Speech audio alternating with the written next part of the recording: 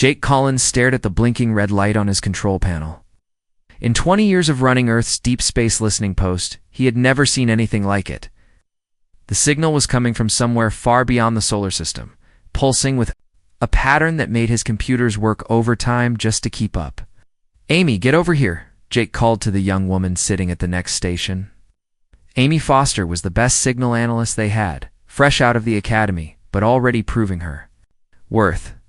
She rolled her chair over and looked at Jake's screen. "What am I looking at, Commander?" Amy asked, pushing her glasses up her nose. "Something big. The computer says it's artificial, definitely not natural, and it's strong. Really strong. Whatever. Sent this message has power we can only dream about." Amy's fingers flew across her keyboard. Numbers and graphs filled her screen. Her eyes went wide.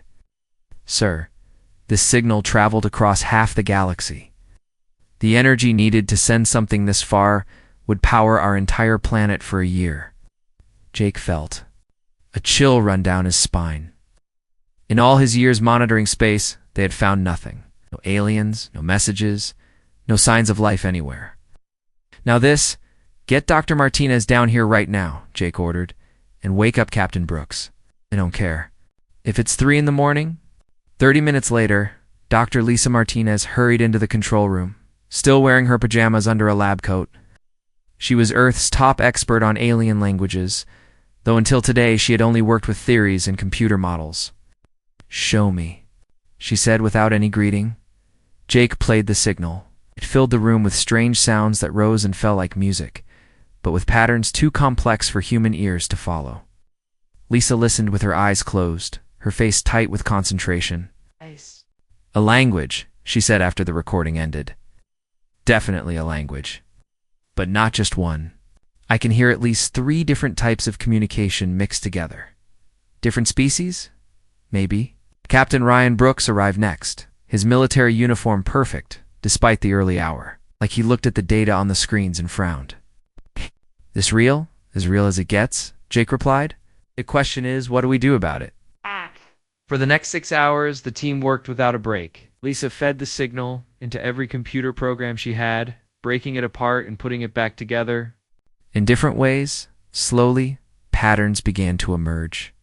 "I think I've got something," Lisa said, her voice hoarse from exhaustion.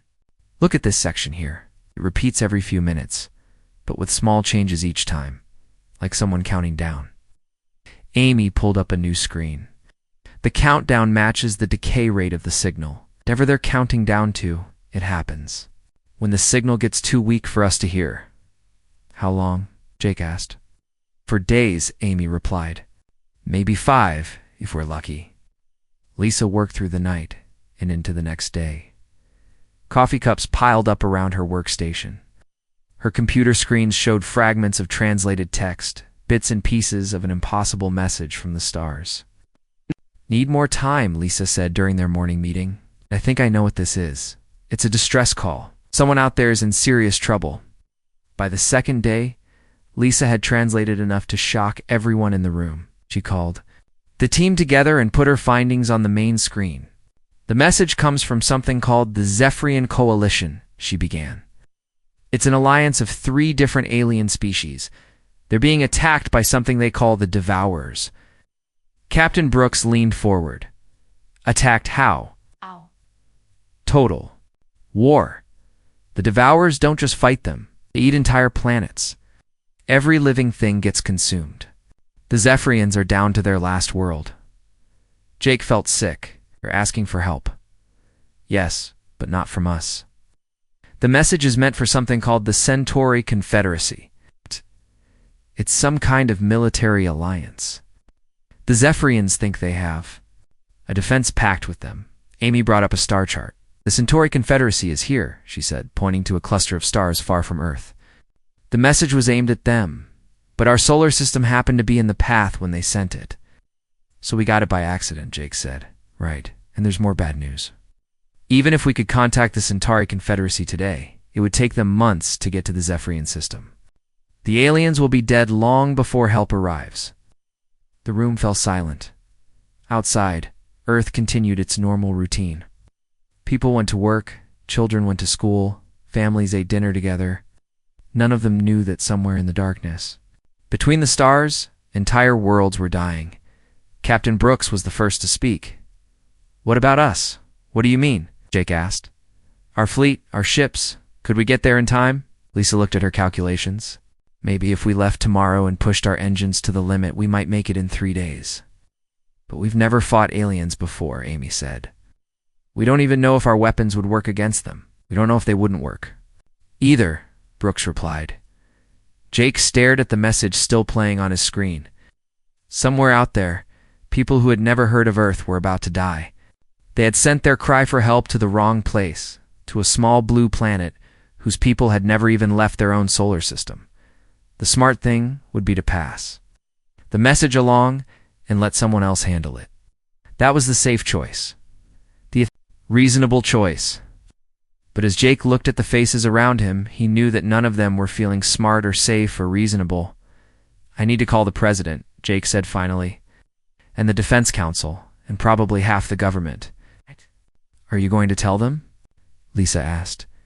Jake looked back at the screen where the alien message continued to play, its countdown ticking away the final hours of an entire civilization, that we just became humanity's first chance to do something that matters beyond Earth. He said, "And we have less than 4 days to decide if we're brave enough to try." The emergency meeting lasted 18 hours.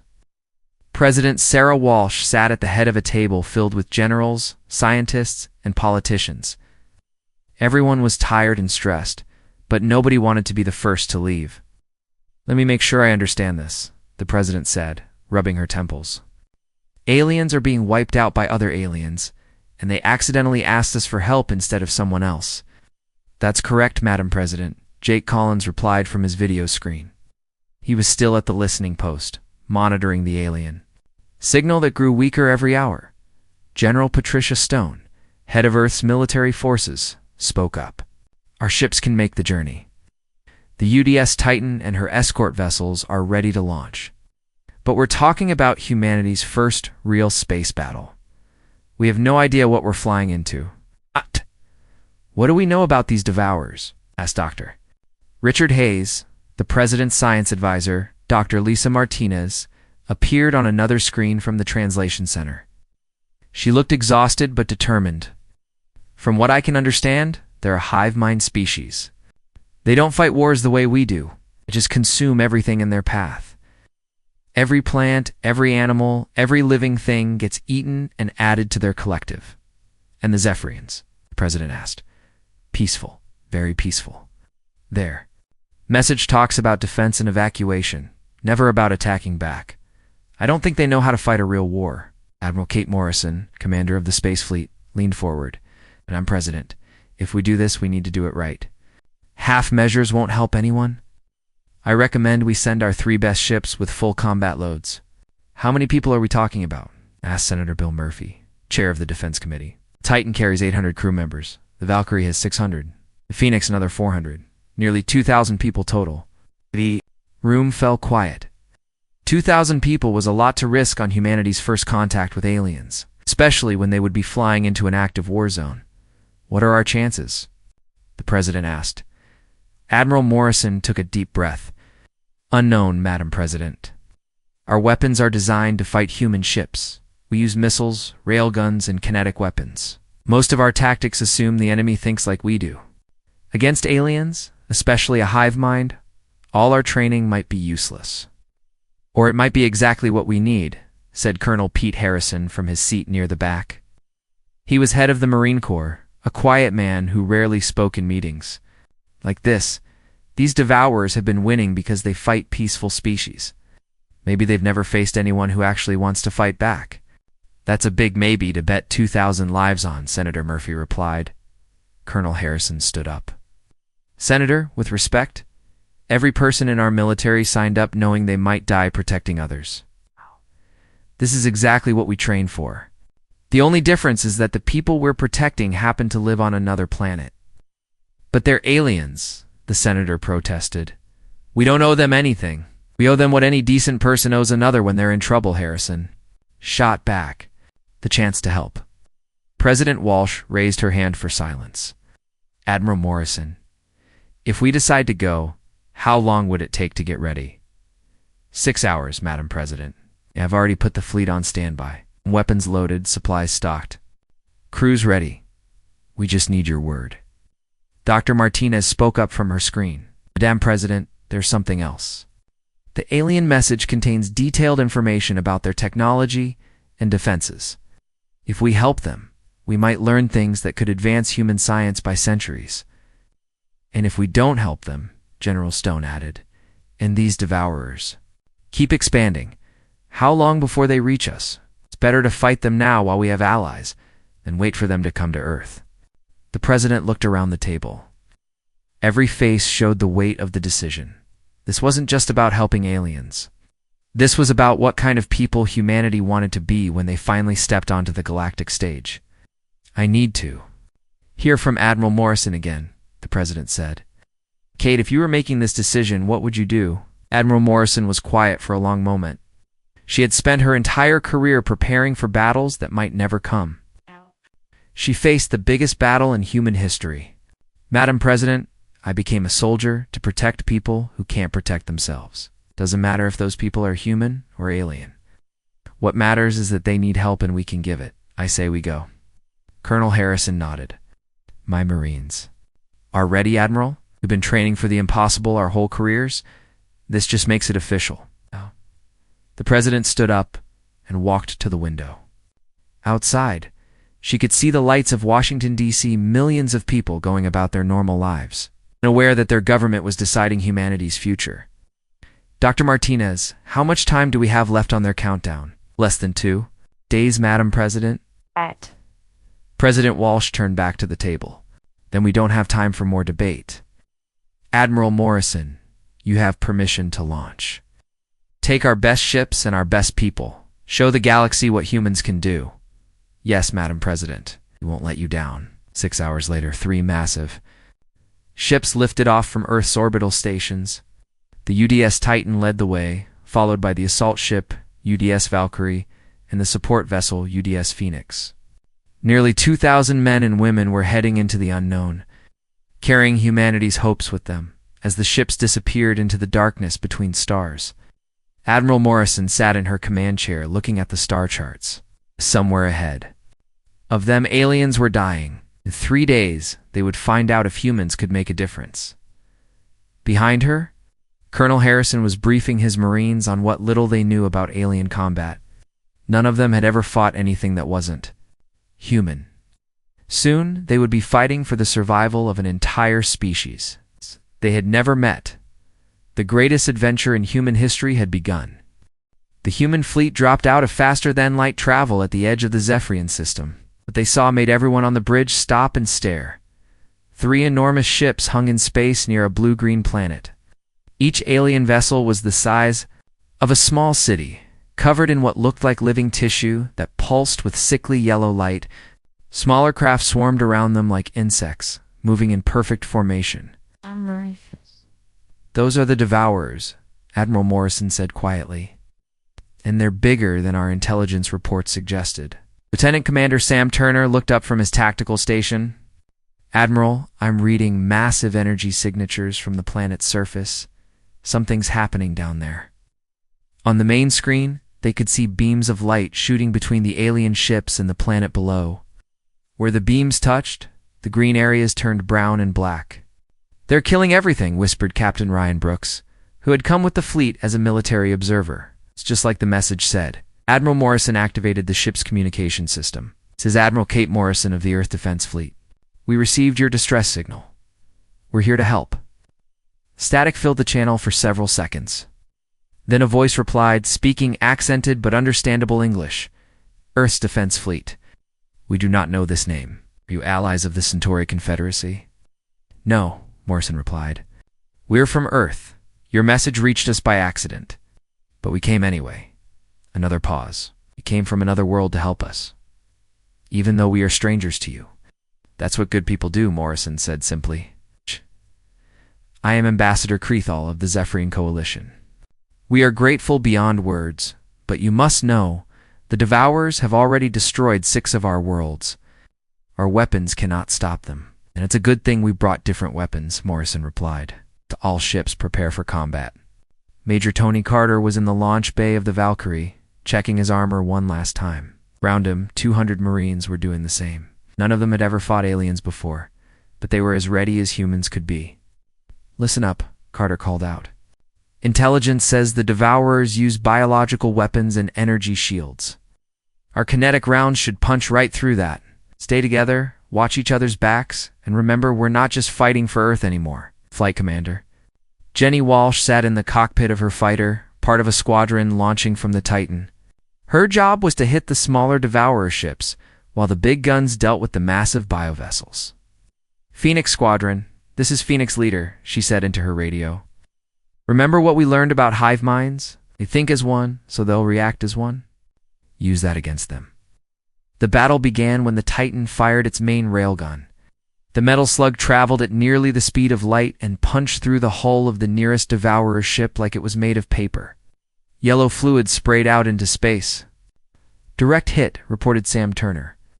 Their bio-armor can't handle kinetic weapons. The Devourers reacted instantly. All three massive ships turned toward the human fleet and began firing energy beams. The humans scattered, using maneuvers they had practiced for years against other human ships. Their targeting is too predictable, Admiral Morrison observed. They're not used to fighting anyone who fights back. Jenny Walsh and her fighters dove toward the swarm of smaller alien craft. The Devourer ships moved in perfect formation, never breaking their patterns even when human missiles tore through their ranks. They can't adapt, Jenny reported over the radio. They just keep doing the same thing over and over. On the planet's surface, Major Carter and his Marines landed near a Zephrian city under attack. The buildings were beautiful, made of what looked like crystal and metal grown together. But Devourer ground forces were tearing through them like they were made of paper. The aliens on the ground were unlike anything the humans had ever seen. Some looked like giant birds with 4 wings and silver feathers. Others seemed to be made of living crystal that changed color as they moved. A third group looked almost like dolphins, but they floated in the air instead of water. All of them were running.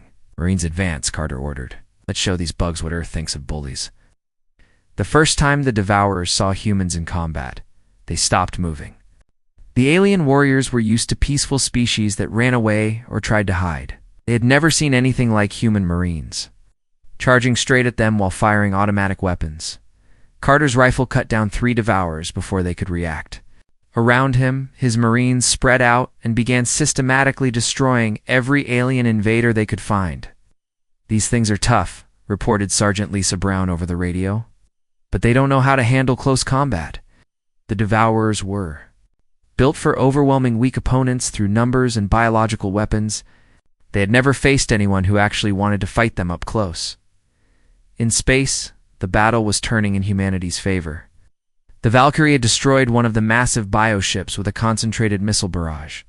The Phoenix was using its point defense systems to clear the smaller attackers. Admiral came, Ambassador Krethel's voice over the radio. Your people fight like nothing we have ever seen.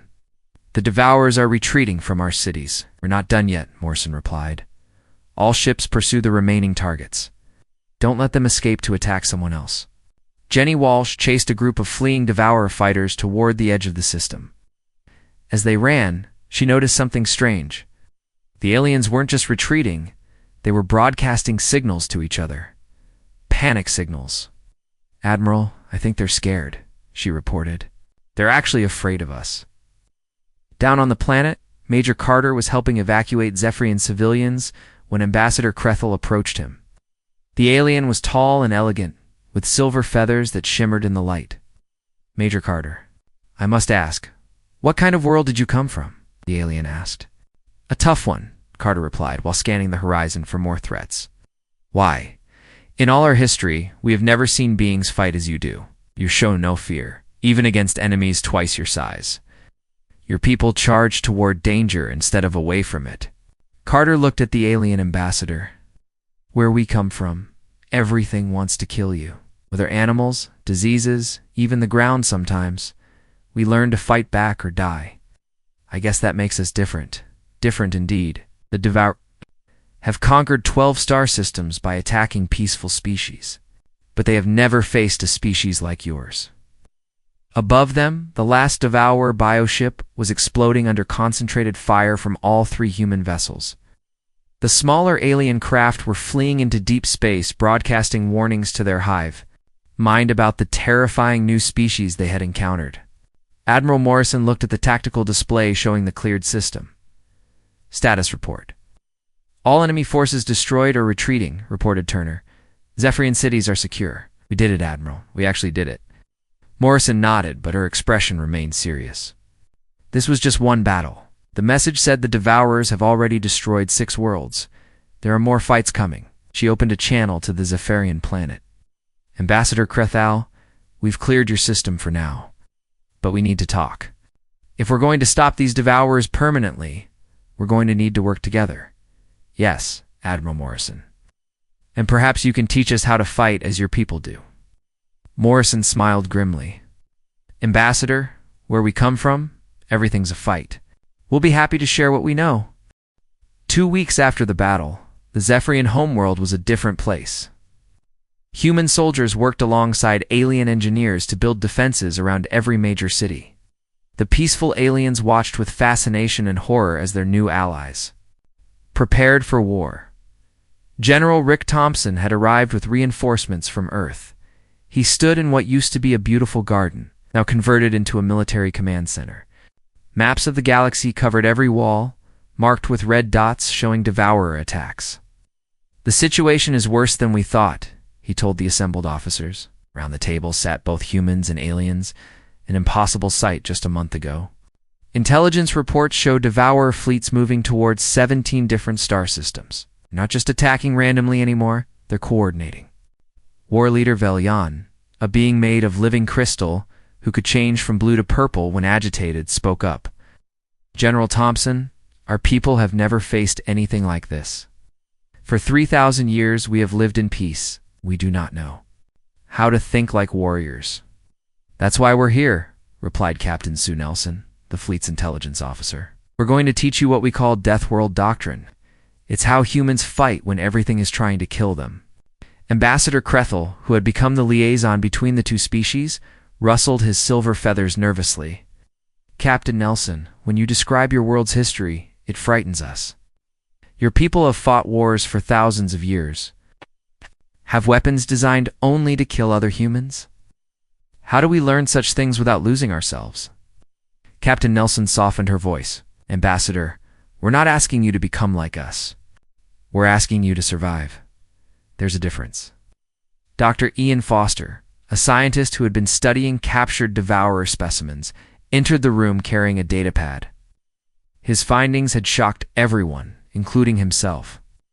General, you need to see this, he said, putting his data on the main screen. I've been analyzing the Devourer prisoners we captured. Their brain scans show something incredible. They're experiencing fear for the first time in their species' history. Fear of what? Asked War Leader Velyan. Fear of humans. Their hive mind has never encountered a species that fights the way we do. Every time they think about the battle here, their stress levels spike. They're actually developing what we might call trauma. General Thompson leaned back in his chair. A species that's conquered 12 star systems is afraid of us. Not just afraid, General. Terrified, they've been broadcasting warnings throughout their network. They're calling us the death spawn and the ones who embrace ending. They literally don't understand how we can charge into combat without fear. Major Tony Carter, who had been training Zephrian ground forces, spoke up. That explains why their tactics are so predictable. They've never had to adapt to real resistance. Every species they've fought just tried to defend and evacuate. Does this mean for our strategy?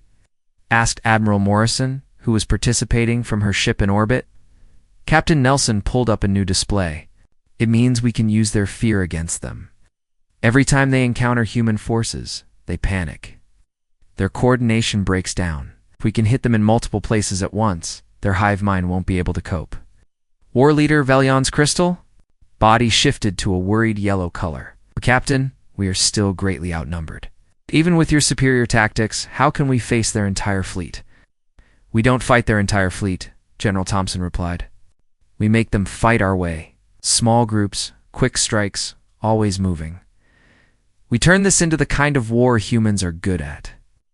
Over the next several days, human instructors worked with Zephrian volunteers to develop new combat techniques.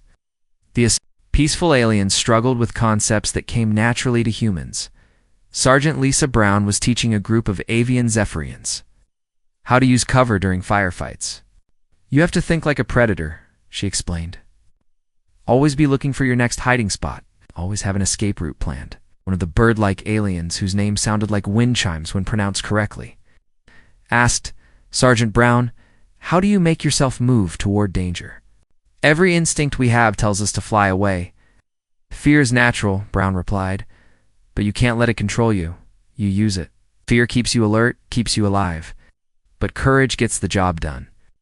Meanwhile, Lieutenant Commander Sam Turner was working with crystalline Zephrians on ship-to-ship combat tactics. These aliens were natural engineers able to understand complex systems instantly. But they struggled with the idea of deliberately damaging things.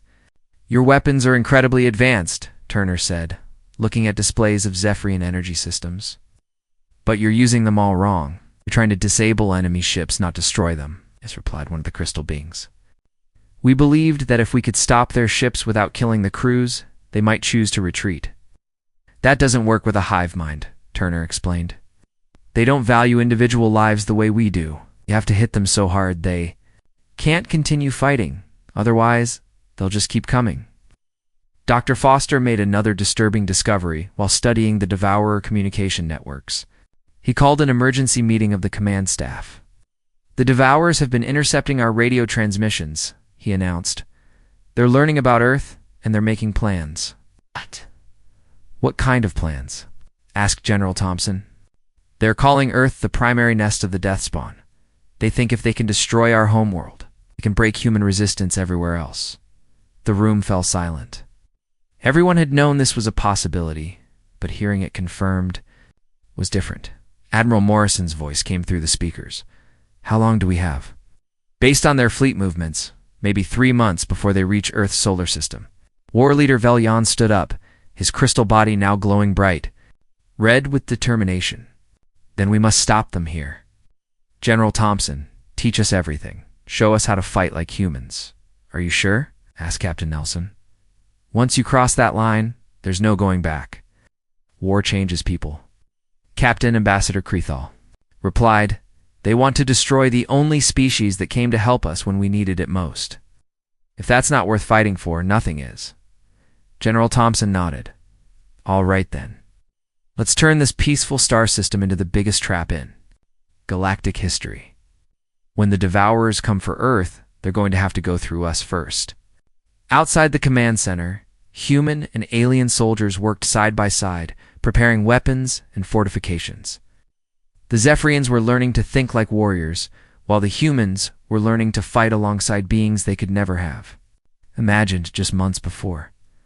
The galaxy was about to discover what happened when a species evolved to survive. Anything teamed up with species advanced enough to reach the stars. The Devourers had made the mistake of threatening both groups at once. War Leader Velyan watched human marines teaching Zephrian youngsters how to build improvised explosives from common materials. A month ago, such a sight would have horrified him. Now it gave him hope. "Captain Nelson," he said, "I begin to understand why your people call Earth a death world. You do not just survive there. You thrive on struggle itself." "That's right," Nelson replied. "And now you're going to learn how to do the same." The Devourer Armada arrived exactly when the computers predicted. 300 massive bioships dropped out of faster-than-light travel at the edge of the Zephrian system, followed by thousands of smaller vessels. It was the largest fleet anyone had ever seen.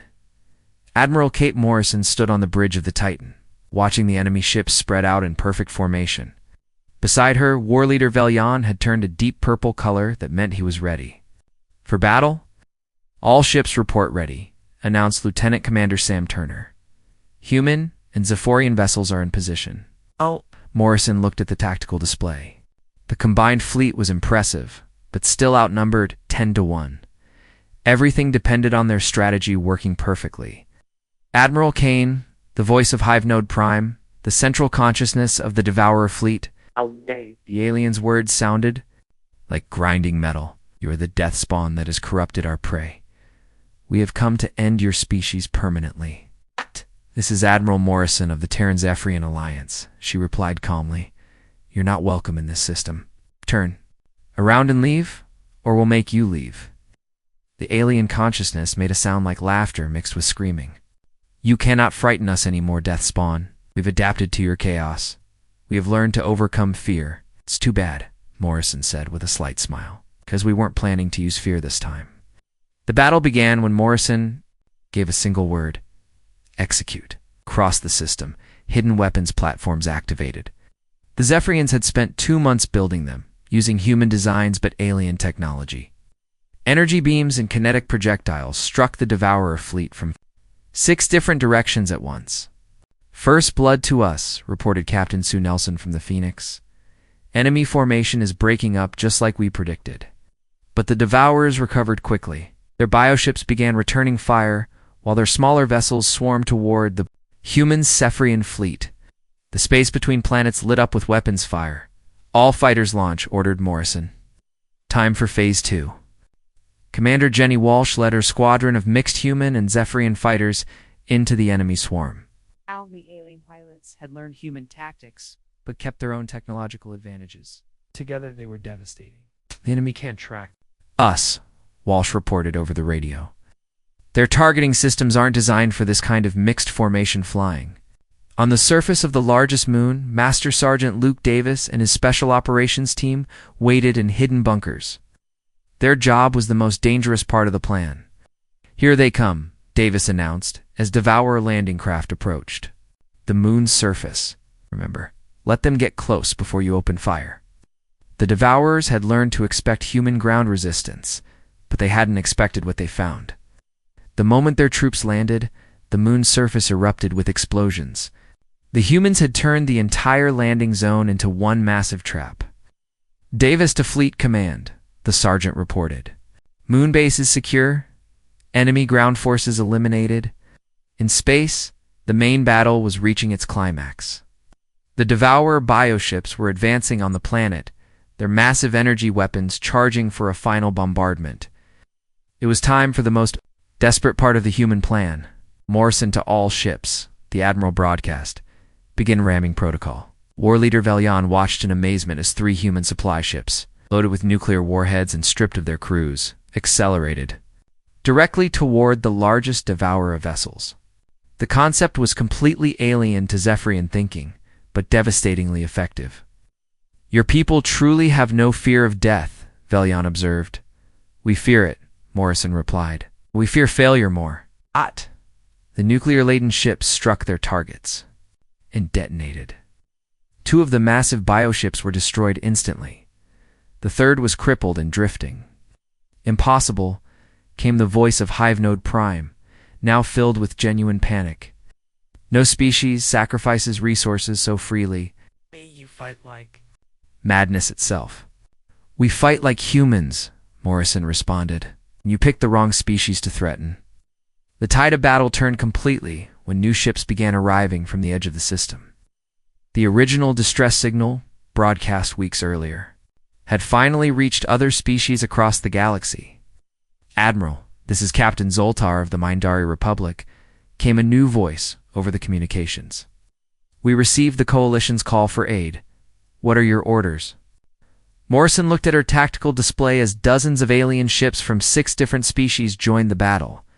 The Devourers, who had been winning through superior numbers, suddenly found themselves outnumbered. All allied ships. This is Admiral Morrison. Follow the Terran and Zephrian vessels. We'll show you how to fight these things. The final phase of the battle was like nothing the galaxy had ever seen. Ships from peaceful species that had never worked together were fighting as a unified force. Using tactics developed by humans and refined by Zephrian technology, Hive Node Prime made one last desperate attempt to salvage victory. The remaining Devourer ships formed up for a final charge directly at the planet's surface. They're going to try to ram the planet, reported Turner. If those bioships impact, they'll poison the entire biosphere. Not on my watch, Morrison said grimly. All ships, intercept course. Everything we have. The combined fleet met the Devourer charge head-on. Human ships used their superior maneuverability, while Zephrian vessels provided devastating long-range fire. The newer arrivals added their own unique weapons to the mix. When the smoke cleared, the last Devourer bioship was breaking apart under concentrated fire from 50 different vessels. Hivenode Prime's final transmission was a single word: impossible. What? Hours later, Admiral Morrison stood in the same garden where General Thompson had planned the defense. But now, it was filled with beings from 8 different species, all celebrating together. Ambassador Creethal approached her, his silver feathers bright with joy. "Admiral, how can we ever thank your species? You saved not just us, but the entire galaxy." "You don't need to thank us," Morrison replied. "This is what allies do for each other." War Leader Velyan, now glowing a warm gold color, joined the conversation. "Admiral, the Coalition Council has voted. We want to offer humanity permanent membership in our alliance. But more than that, we want Earth to lead our military forces. No other species has your people's ability to face the impossible." Morrison looked around at the mixed crowd of humans and aliens working together to repair the damage from the battle. A month ago, humanity had been alone in the galaxy. Now they were part of something bigger. "We accept," she said. Atan 1. Condition. This alliance works both ways.